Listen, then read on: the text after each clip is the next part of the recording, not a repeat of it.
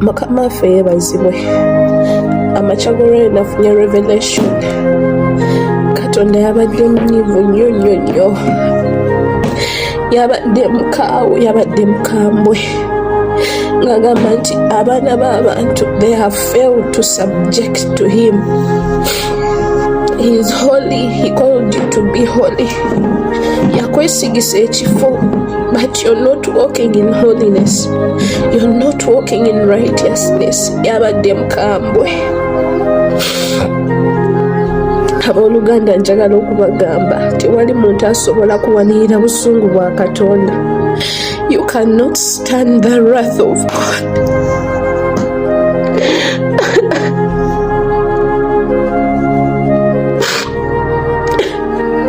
You cannot stand the wrath of God.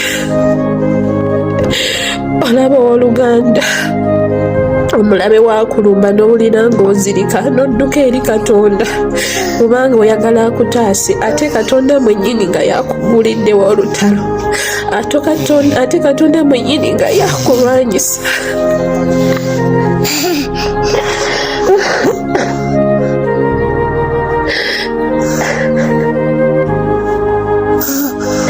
Katonda yabadde mukambwe. People have failed to subject to him.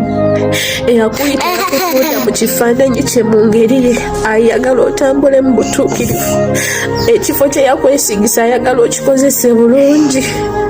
But you're using it for your own benefits. You're using it for your own glory. Ogenda kumuddawa. What will you say to him? Oluganda.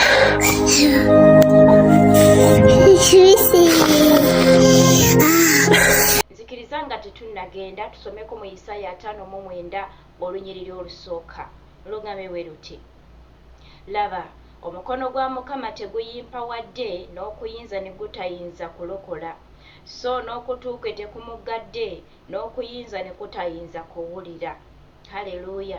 Omukyala agenza n'atugamba nti obusungu bwa Katonda tewali asobola kubuwanirira. Haleluya.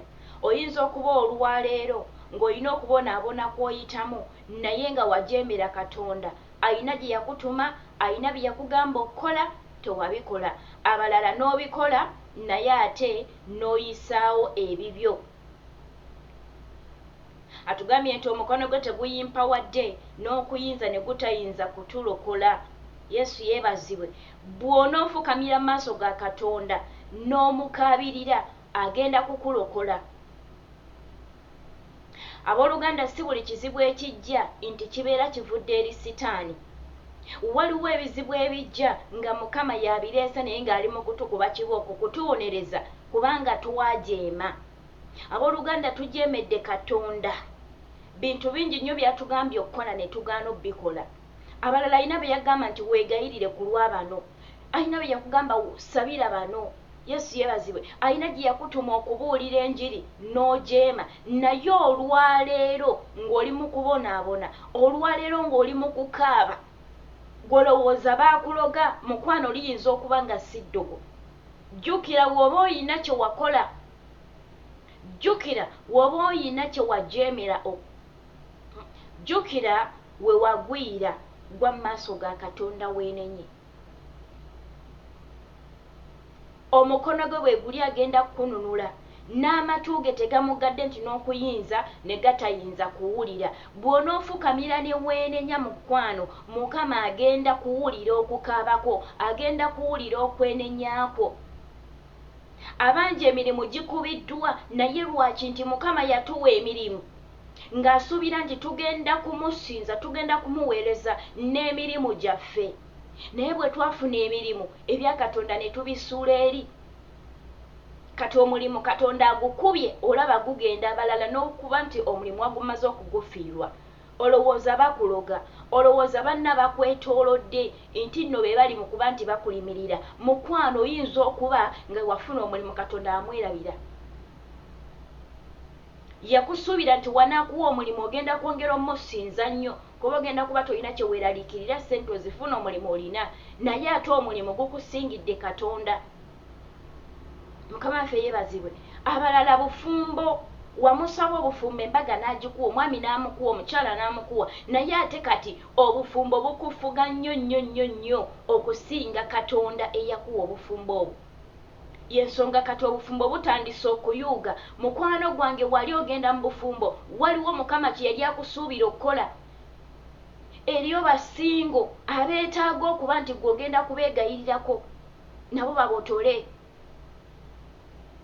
Eriyo bakyala banno babaami banno nga bali mu bufumbo nga buyuuga, nga Mukama yasuubira nti bw'anaaba akuwadde obufumbo ogenda kugwa ku maviivi weegayirire ku lw'abanno abali mu bufumbo obutateredde. Naye gw'olowooza watuuka. Yensonga kati buli kimu kitandise okutabuka. Bw'obanga buli kimu oddukira wa Katonda okukuyamba, wabaawo edduga erize n'odduka gy'ali akutaase, waliwo endwadde ezze n'odduka gy'ali akutaase, waliwo abantu abakugolokokeddeko n'odduka Mukama gy'ali akutaase. Bw'abanga gy'osobola okuddukira okutaasa, kati kubamu akafaananyi ng'ate abadde akutaasa yaddidde obusungu bwe n'abukutunuuliza, yakutaddeko obusungu bwe. Tewali muntu yenna asobola kulokola okukujja mu mukono gwa Katonda. Tewali muntu yenna asobola kulokola okukujja mu busungu bwa Katonda. Sitaani bw'aba akulumbye olina gy'oddukira, Mukama n'akulwanira n'akutaasa. Naye sitaani tasobola kutaasa kuva mu mukono gwa Katonda. Yesu yeebazibwe. Jjukira we wagwira. Mukama alina watugamba nti jjukira we wagwira weenenye. Bw'aba yakutuma kukola kintu kyonna n'ojeema ne weesigiriza, tulina ogamba, tumanyi ogamba banaandaba batya nga nze ngenze ku situiti okubuulira enjiri. Banaandaba batya? Yesu yeebazibwe. Naye mukwano, wandibanga embeera gy'oyitamu, Katonda ali mu kukuba kibooko. Obusungu bwe yabukutunuuliza, amaaso ge agakukwese nti kati ne w'omukaabirira takyasobola kuba nti akutunuulira. Ne w'omuyita amatu ge agataddemu ppamba takyayagala kwanukula. Ye mwennyini yali mu kubonereza. Tewali asobola kulokola.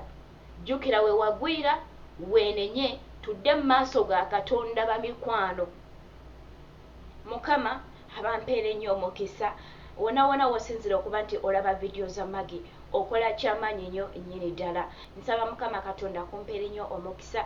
Wensabira gwe wenna eyakanneeyungako olunaku olwaleero, bw'obanga tonnaba kuba nti osubscribinga, nyamba obenga okoona kagambo subscribe wansi awo, ate oyinza n'okukoonako ku kade nti buli vidiyo gye mba ntaddeyo eba ekutuukako mu budde. Gwa likinga n'okomentinga naawe onzizaamu amaanyi. Ate si kunzizaamu maanyi kyokka, oyamba ne vidiyo okuba nti etambula neyeeyongerayo ku bantu abalala, ate era naawe asubscribinga oyamba channel okuba nti ekula. Musibe bulungi, kambagalize emisana ebirungi ate era n'ekiro ekirungi, wonna wonna w'owangalira okuba nti olaba vidiyo zange.